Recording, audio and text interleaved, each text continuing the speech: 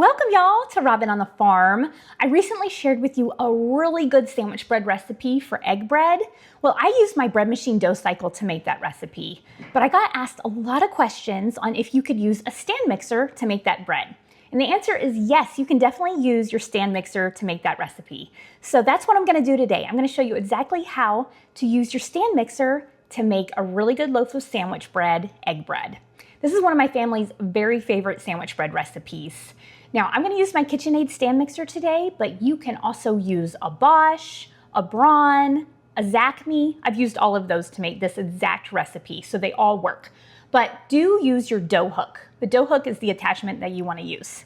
So to get started on this really good sandwich bread, we're going to use 3/4 of a cup of warm milk. I put this into my microwave for about a minute, and it just heated up the milk. So you want this to be about 100 to 110 degrees, so lukewarm milk. So just go ahead and put that right on into your mixing bowl of your stand mixer. And next I'm gonna use some sugar. I'm gonna use 1/4 cup of sugar, but you can also use honey, monk fruit, stevia, maple syrup, whatever you wanna use. But 1/4 cup of sweetener right on into your bowl. Next we want some yeast. I'm gonna use this SAF instant yeast. You can also use active dry, rapid rise, whatever kind of yeast you wanna use for this recipe. It'll work just as well. I like to buy my yeast in these 1 or 2 pound packages. I keep my yeast in the freezer. I get it out right in time to make bread, and then I use it. If you do that, then your yeast is gonna stay good for years and years and years. You won't have to buy it as much. This is also way more economical to buy your yeast in a big 1 or 2 pound pouch like this than in the little packets or the little jars that you get from the grocery store. Those little jars cost more than this pouch. So that's something to think about if you're gonna be making a lot of bread. Okay, for this recipe, I'm gonna use 1 teaspoon of this yeast.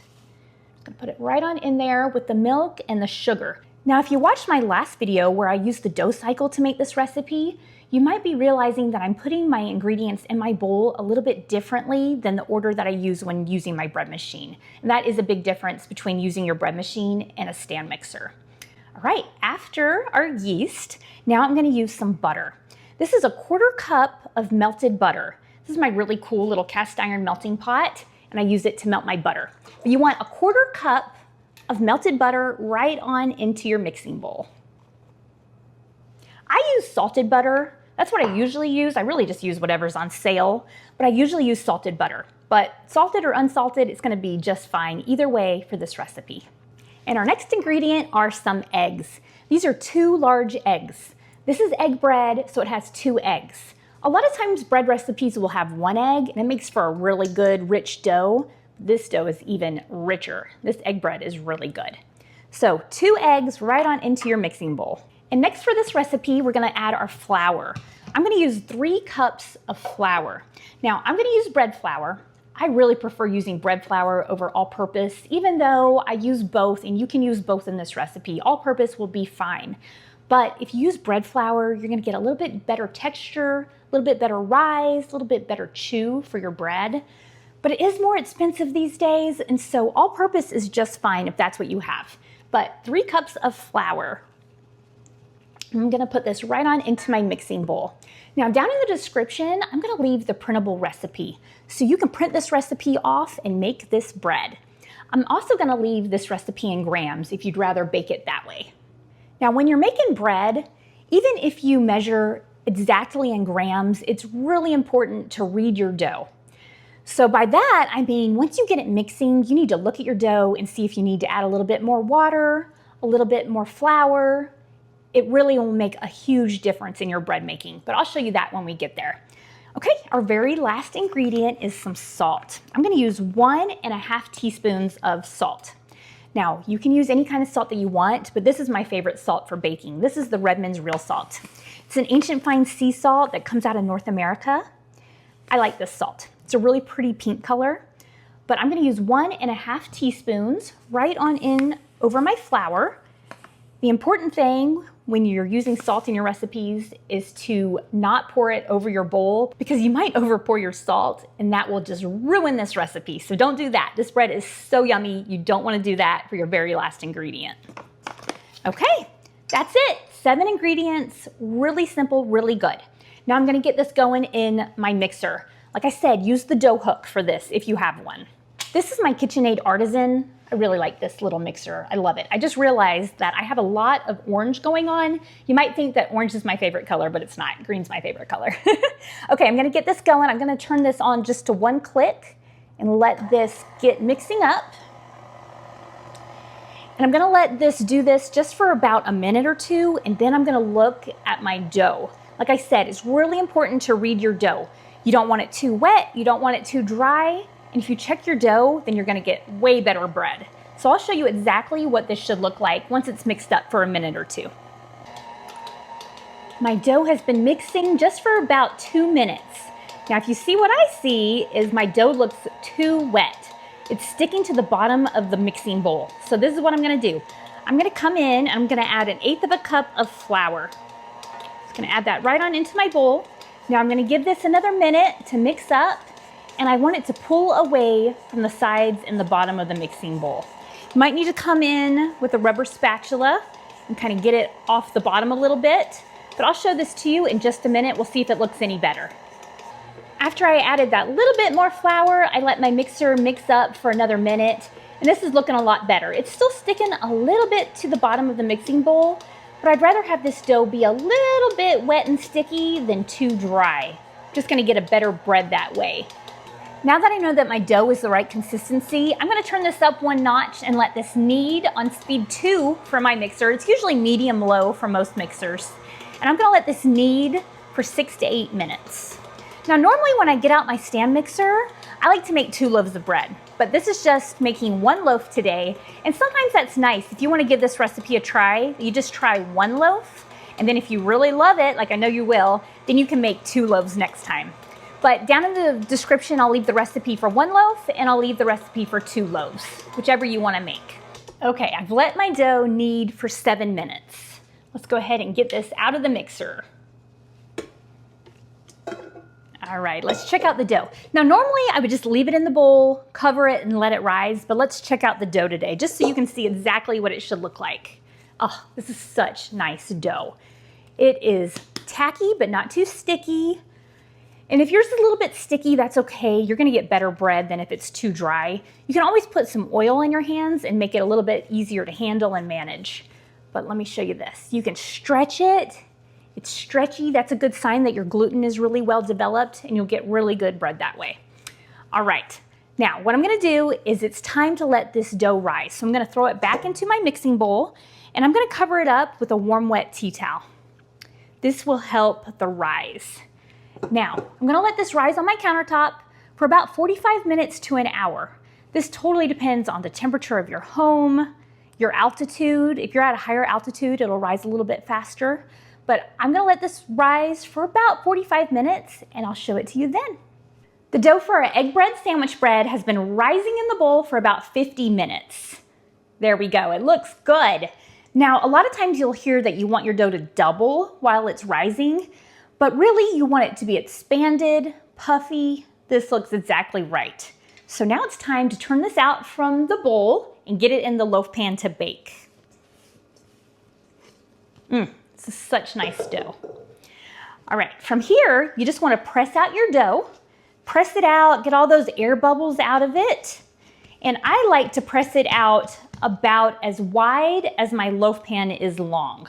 So that looks good. Now today I'm going to use an 8.5 by 4.5 size loaf pan. This is one of my cast iron loaf pans. I really love my cast iron loaf pans. I put about a tablespoon of oil in this loaf pan and just rubbed it all around with a paper towel. I got the bottom, the sides, the corners, and then your bread won't stick at all when it's time to come out. This is a fantastic loaf pan. I love the cast iron because there's none of those coatings, none of those non-stick coatings to get into our foods. So I feel like this is a healthy way to go. There's lots of different ways you can shape a loaf, but the easiest way for me to tell you is just to roll it into a log. So that's what I'm gonna do. I'm just gonna take this and roll it into a nice tight log.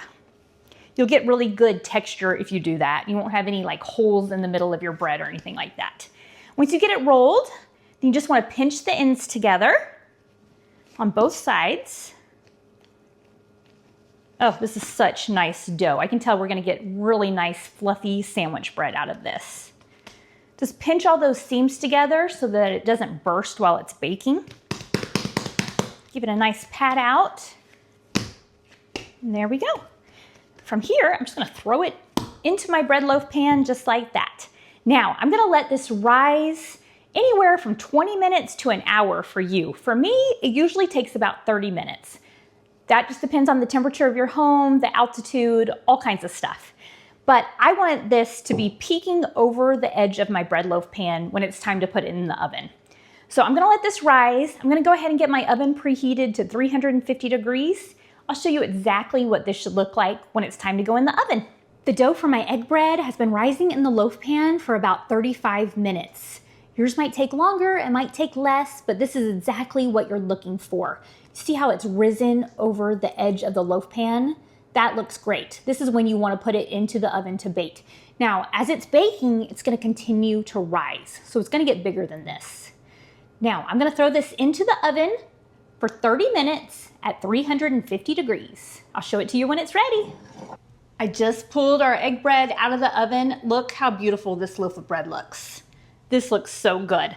I like to turn my bread out of the loaf pan immediately after getting it out of the oven so that it doesn't get soggy or wet. That really helps. Ooh, it's a little warm. Look at this. This looks great. Now, I let this go about 33 minutes because I had my headphones on and I did not hear my oven beeping, but this looks really good. It's a beautiful golden color. Now, what I like to do is I like to take a little bit of melted butter. I melted a little bit more butter in my cast iron melting pot, and I like to just brush this butter all over the top of my loaf. This gives you really soft crust, makes it taste really good, it makes it look really pretty. It also helps it not to dry out. Now after that, you can cool yours on a wire rack if you want to, but I like to cover mine with a tea towel. All that warmth, the condensation in there will give you a really nice soft loaf, which I think is great for sandwich bread. So I'm gonna let this cool just for a little bit and then I'll cut into it. We'll check out the inside. Now, when you make homemade bread, it's super tempting just to tear into it right out of the oven. Go ahead and do that if you want to because you deserve it. But if you let it cool all the way, then you'll get a better texture, a better crumb out of your bread. So I'm gonna let this cool and pull out my next thing that I have in the oven. Now that my egg bread has had a chance to cool off just for a little bit, it's still a little bit warm, but I'm gonna go ahead and cut into it. This loaf of bread is beautiful. All right, let's go ahead. I wish that y'all could smell my home too because it smells so good in here, like homemade bread. And what smells better than that? That looks really pretty. I like using this bread bow knife because it doesn't squish your bread down. It's really nice. Oh, look at that. This is such a nice, rich loaf of bread because it has the eggs and the butter and the milk. It's a really good enriched bread. Really good, nice dough. It's really soft and fluffy. I'm gonna take a little bite of this because I love the heel. It is so good. This loaf almost reminds me of a brioche bread because it's buttery and rich, but so much easier to make. I will leave the printable recipe down below. Try out this bread and let me know if you like it. This is what I store my breads in. If you're looking for a healthy alternative to plastic bags, check out our handmade beeswax bread bags. There'll be a link below. Thanks so much for being here with me on Robin on the Farm. I'll see you next time. Robin's in the kitchen, dough beneath her hands, wheat from the fields and eggs from her land. Sunlight through the window, a warm golden glow. She's working hard to make that dough. With flour on her apron, loving each need.